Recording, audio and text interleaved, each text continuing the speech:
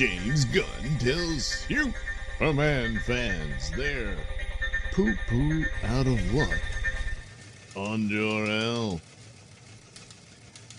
Yeah, this is going to be a problem. I was, for the most part, fine with the Superman film. There was this and that, problems here and there, but overall, just objectively watching it, it's not the Superman film I kind of wanted, and I don't just mean, Henry Cavill getting another shot. David Cornsweat's a fine Superman, and all that sort of thing. But I figured overall for the goal for the brand and the company and all that sort of stuff, it probably did a good enough job to where, they've got a shot with this. I figured the broad movie-going audience would probably be okay with it. This thing with Jor-El and Lara, yeah, that's got long-reaching problems that he doesn't seem to be taking very seriously. So here we are at Cosmic Book News, and good old Matt McGloin says the reactions to James Gunn's Superman movie have been divisive, to say the least. But when it comes down to the Jor-El change, most fans seem to be on the same page. They hate it. Even Kevin Smith. Oh, I didn't know that. I've been on the fence about it because I hoped the Jor-El change wasn't set in stone. Well, again, this was the immediate reaction that some had. They'll revisit it later. No, it had to be in that movie, and it was an obvious out for them, and Luthor screwed with it to frame Superman. Various fans have suggested that maybe Brainiac changed it. Yeah, well, wasn't in the movie. However, in a new interview about Superman, James Gunn spoke with Rolling Stone and doubled down that the message is legit, going so far as to tell fans their shizness out of luck. Gunn also makes the excuse that the comics may have touched upon it.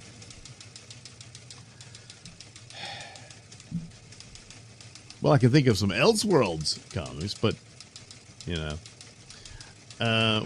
there's like 100 years worth of comics, and it just because it might be in the comics doesn't mean it's good. There's plenty of garbage in the comics, so the excuse it's in the comics doesn't hold much weight. The past 10 plus years worth of comics have been garbage. Yeah, more so in Marvel than DC, but DC's had its fair share of crap, retconning their characters and that sort of thing.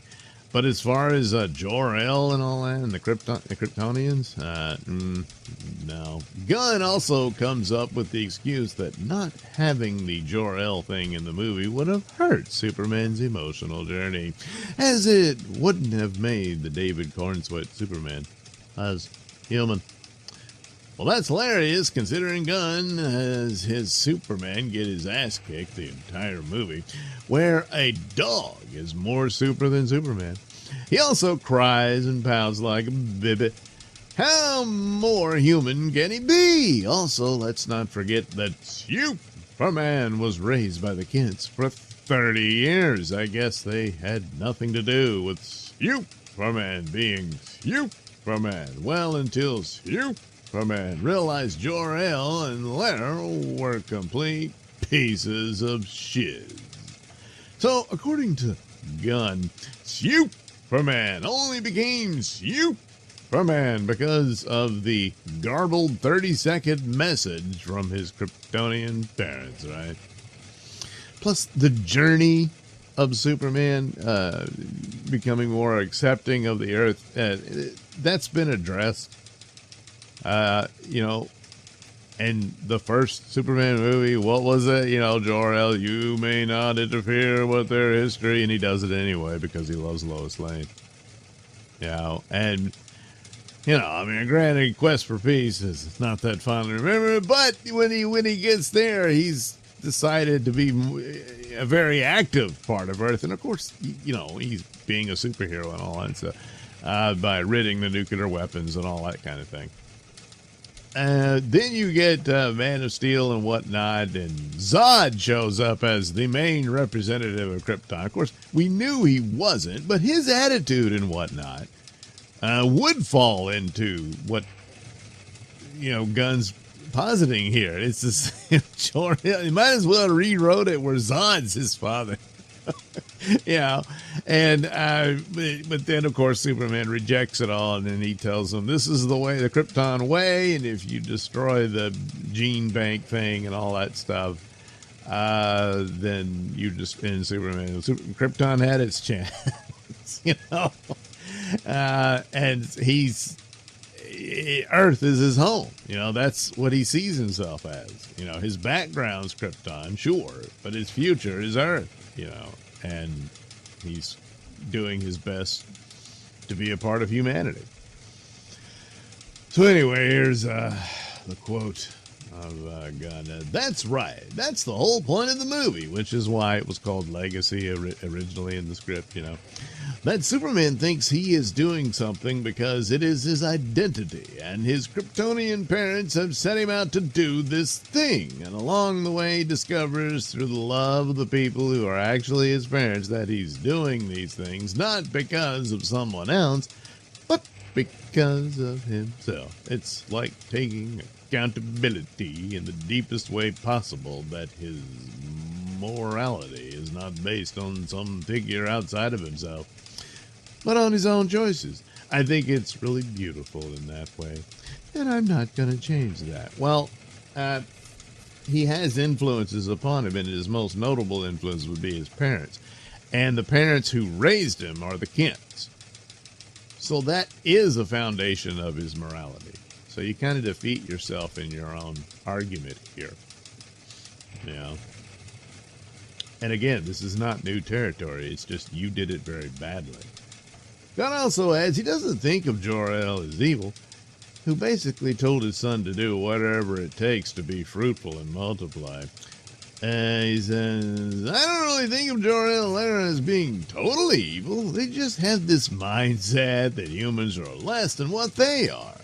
We're sea turtles to them. They're just trying to keep the Kryptonian genes alive. Well, originally it was about they loved their son. They were going to go with him, but they couldn't. They could only make a ship big enough for him when Krypton was about to blow up. So they shipped him off in a desperate attempt to save him, knowing they wouldn't be.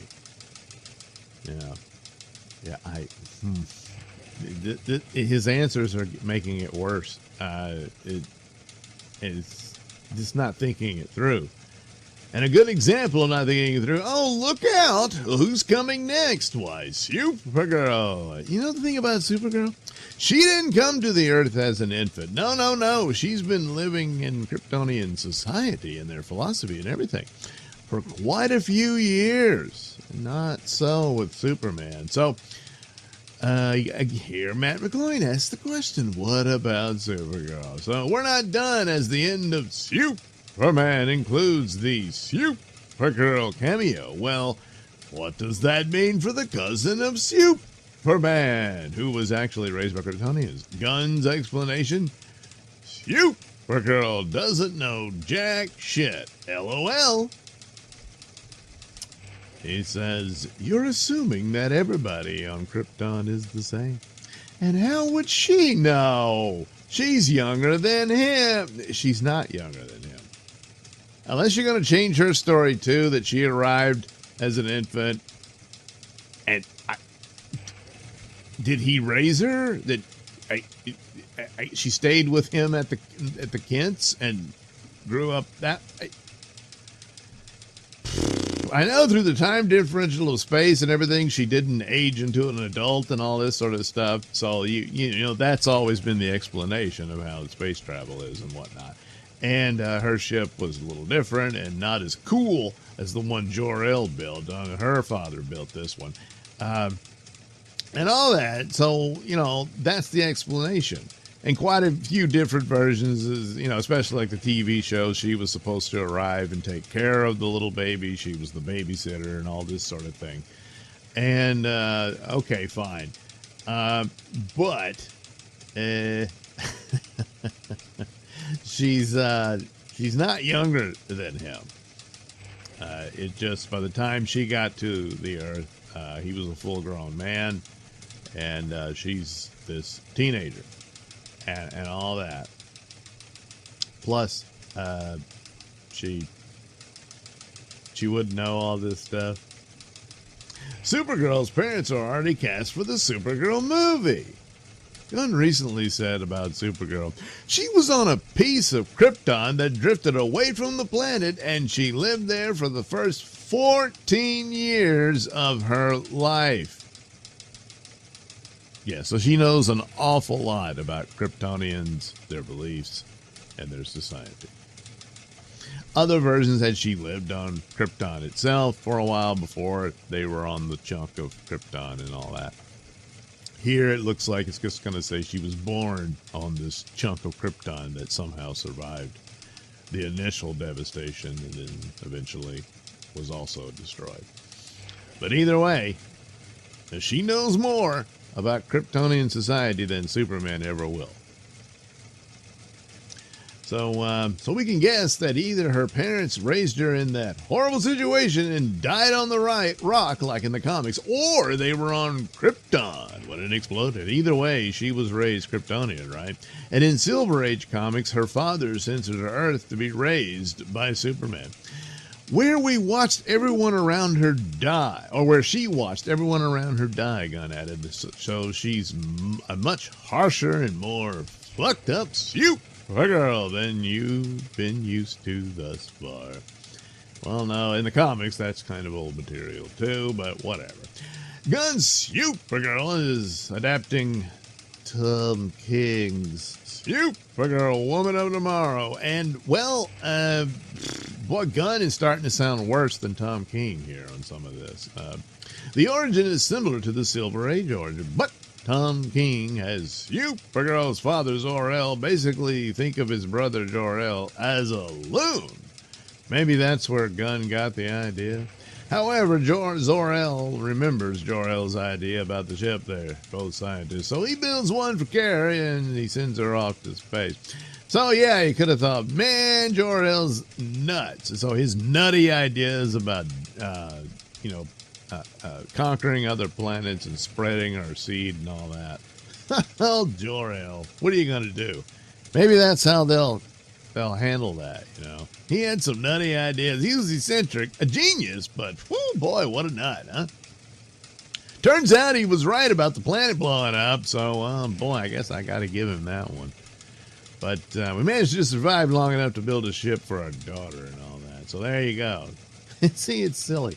So according to Gunn, the Kryptonian she grew up with didn't share the same values as Jor-El. So her father sending her off wouldn't have told her to be fruitful and multiply, whatever it takes. And assuming Zor-El was around, he apparently never once mentioned his brother or his superpowered nephew who made it off Krypton. Maybe he didn't know. Probably didn't. I don't know. So how does Supergirl and Krypto, who in the comics belongs to Superman, but that doesn't matter now apparently, even know who Superman is? According to Tom King and Gunn, it's all just coincidence, right? So that's how Gunn's Supergirl magically meets Superman. It wasn't because Zor-El sent his daughter to Earth to be adopted and raised by Superman. Can't have that, right? It was just a coincidence that all of the millions of stars in the universe, Supergirl's ship ended up on Earth too. Well, I don't know. He hasn't thought it through that much, but they definitely didn't think it through about Supergirl. DC already sounds like a big mess. I don't even know what to make of it all. It all sounds like a complete mess. Gunn should never have touched upon Jor-El, not including that switcheroo makes zero difference in what happens in the movie. I hope it's never brought up again. It's really stupid. There's all kind of, it's very easy to have Superman feel somewhat separated and coming to terms with considering himself an Earthman. He's got superpowers. How'd that happen? And he finds out where he's from and all that. You know? That's all you got to do. Jeez. Yeah, this just isn't going to work. Because that makes Supergirl more than just a drunken, snotty bitch, you know? This is bad. He just didn't think it through. And so, what else didn't you think through? So, yeah, I thought, well, I guess that Jor-El thing, that's bizarre. And if they're just going to change it later and say it was all a hoax from Luthor or something, it should have been in the movie, you know? But if they do it in a sequel, well, all right. But, no.